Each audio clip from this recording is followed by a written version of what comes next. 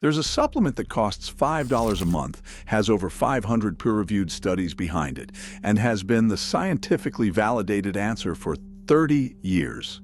The supplement industry looked at that and panicked. Because if every gym-goer in America knows the $5 version is the best version, nobody buys the $40 version.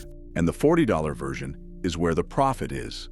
So they invented new forms: buffered creatine, pH-corrected creatine, micro-dosed creatine, creatine hydrochloride, creatine in gummy form, each one with a new name, a new claim, and a new price point designed to make you forget that the $5 answer has been sitting there the entire time.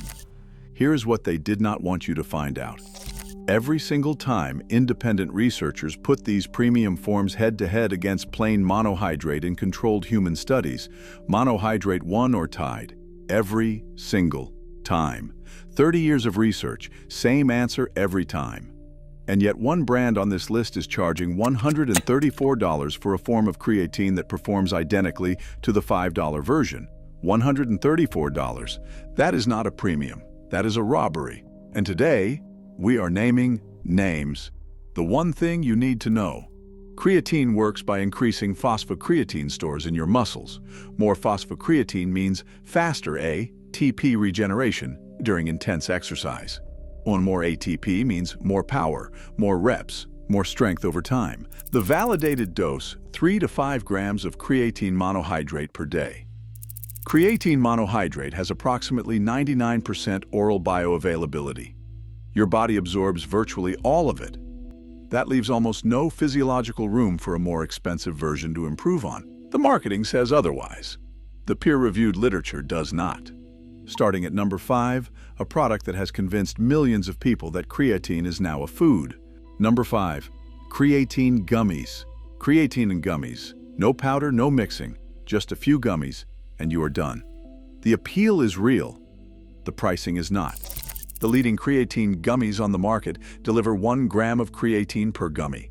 The clinically validated dose is 3 to 5 grams. To reach the minimum effective dose, you need at least 3 gummies per serving. Most tubs are labeled at 90 servings, but that assumes 1 gummy per serving. At a clinical dose of 3 grams, your 90-count tub is actually 30 servings. The cost per clinical dose is 3 to 5 times higher than the label implies.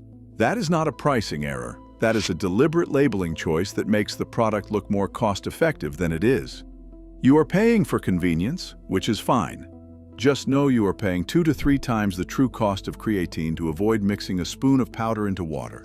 The molecule does not care what shape it arrived in. Your wallet does. Number 4 has been selling the same central claim for years, that its pH-buffered formula is more bioavailable than monohydrate. A research team at Texas A&M University ran the definitive study on that claim. The results were not kind. Number 4. Kre-Alkalyn. Kre-Alkalyn, a buffered pH-corrected form of creatine monohydrate.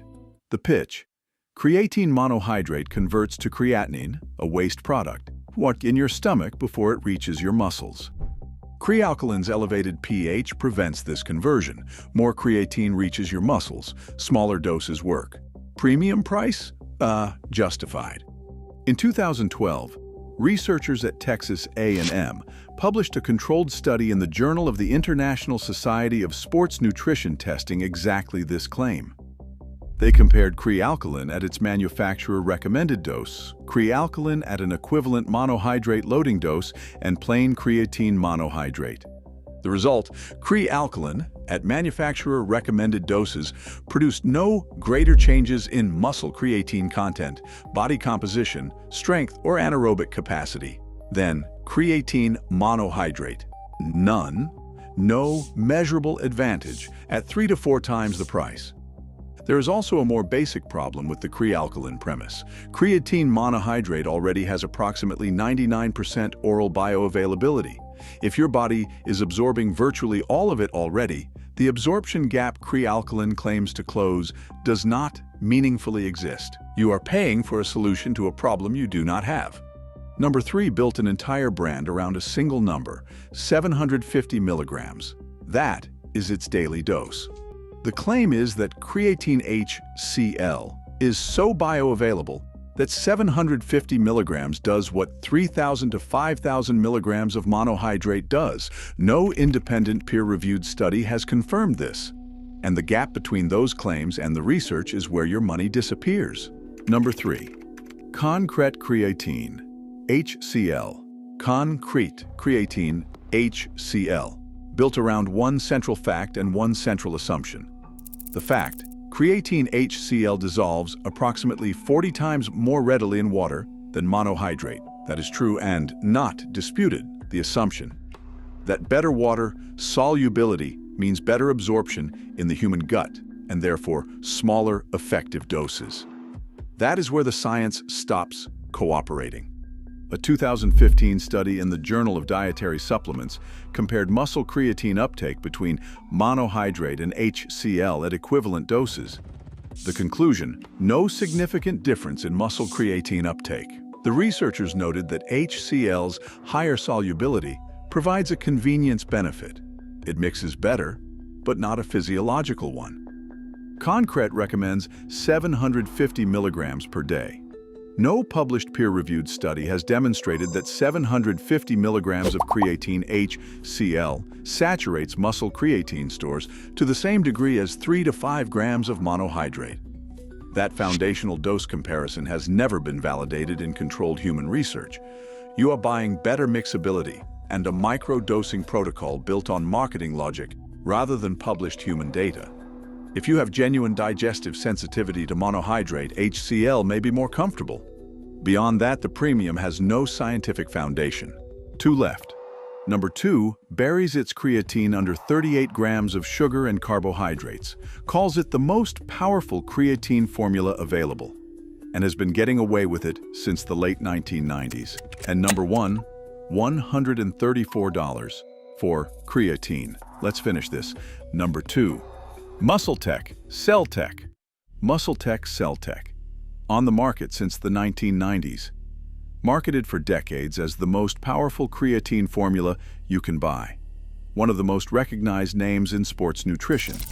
Each scoop delivers 5 grams of creatine. That dose is clinically sound. Each scoop also delivers 38 grams of carbohydrates, 15 grams of sugar, 150 calories, and 1 gram of BCAAs. A dose so far below the clinically relevant 7 grams that it will not meaningfully affect protein synthesis. The carbohydrate load is designed to spike insulin, which does theoretically enhance creatine uptake into muscle cells. The problem is the research this mechanism is based on use 20 grams of creatine combined with a specific carbohydrate load. CellTech uses 5 grams. The study conditions and CellTech's formula are not directly comparable. The mechanism is being marketed without the dose that validated it. What you are actually getting: 5 grams of creatine that will work exactly as well as 5 grams of plain monohydrate, 150 calories you did not budget for, and a gram of BCAAs doing nothing at that dose. If you want insulin-enhanced creatine uptake, take plain monohydrate with a meal. Same mechanism, no extra sugar, no extra calories, fraction of the cost. The most powerful creatine formula available has been plain monohydrate since 1992. CellTech has just been packaging it differently ever since. Number 1, $134 for creatine hydrochloride, with no peer-reviewed evidence of superiority over the $5 version. This one genuinely made us stop and recheck the price. Number 1, GNC Beyond Raw, Creatine, HCl 189. $134. GNC Beyond Raw, Creatine HCl 189. Sold in GNC stores across America. Marketed as a premium, advanced creatine formula. Beyond Raw is GNC's premium house brand. The 189 signals advanced formulation. The price signals premium quality. The 30 years of peer-reviewed creatine research signals something different.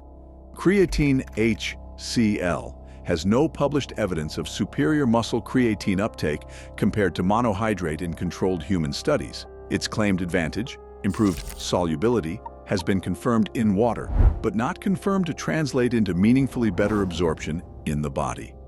Its micro-dosing protocols have not been validated against the established monohydrate standard. These are not opinions. They are the conclusions of the available peer-reviewed literature.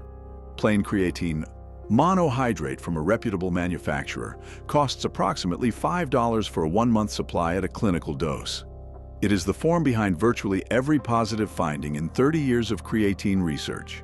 It has approximately 99% oral bioavailability. GNC Beyond Raw Creatine HCl 189 costs $134.